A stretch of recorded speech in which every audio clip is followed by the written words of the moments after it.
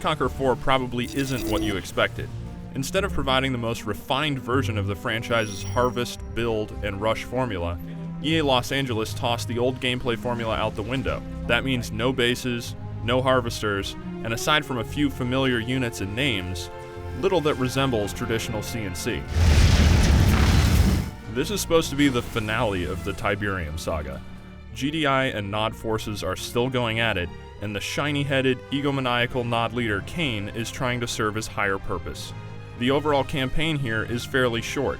After the tutorial missions, you choose GDI or Nod, and then have 7 missions each until you reach the end.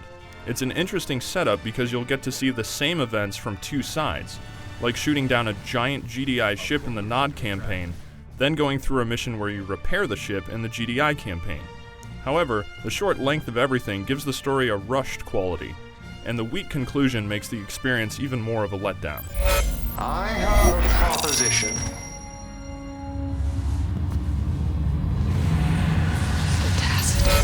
While the story fails to impress, it's hard to be disappointed with the visuals and audio in Command & Conquer 4.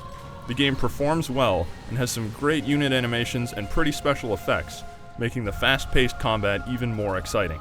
The orchestral soundtrack also adds to the mood of the game, especially in online conflicts as it changes depending on the battle conditions. The live-action cutscenes are still very much in place here, and though Kane returns, you won't see any Michael Ironside-level cameos. The mood in the cutscenes is grim and serious, though you do get the expected hammy acting and moments of unintentional laughter, which fans are probably accustomed to at this point. You have questions? Commander, hey, how's my implant? An extensive unlock system has also been built into the game, which awards you with new units for the Nod and GDI forces as you move through. It's fine for the single-player campaign, since it mimics the genre-standard gradual unit and technology unlocks as you move through the story, but for skirmishes and online play, it makes less sense. Instead of having all units available for multiplayer right away, you need to spend a large chunk of hours getting everything unlocked. Once that's done, everyone's on equal footing, but it can feel uneven to the first-time players whose Tier 1 units are getting blasted by mammoth tanks.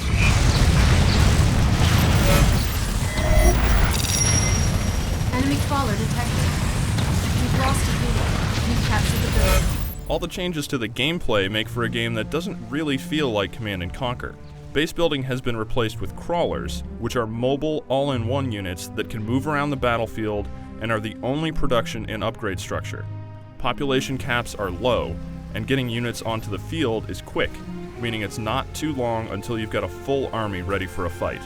And even if your units and crawler are destroyed, it's not the end, since you can just respawn moments later. After picking from offense, defense, and support crawler types, each of which come with unique build options, it's right back into the field you go. This means the action never stops, and in 5 vs 5 team games it can be a lot of fun. By yourself, choosing a class in combination with the low unit cap can feel limiting, but in a team setting where others can make up for your weaknesses, you're better able to focus on the explosive, non-stop action. The emphasis on team play means playing by yourself isn't particularly interesting though, especially when it comes to the single-player campaign. The game also requires you to be connected online at all times if you want to make any progress, which may be a deal breaker for some players out there.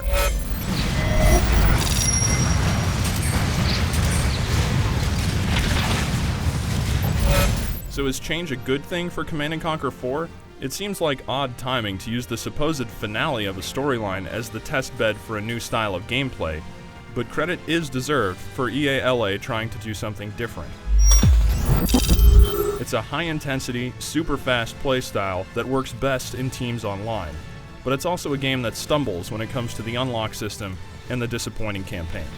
For the full written review, head over to IGN.com.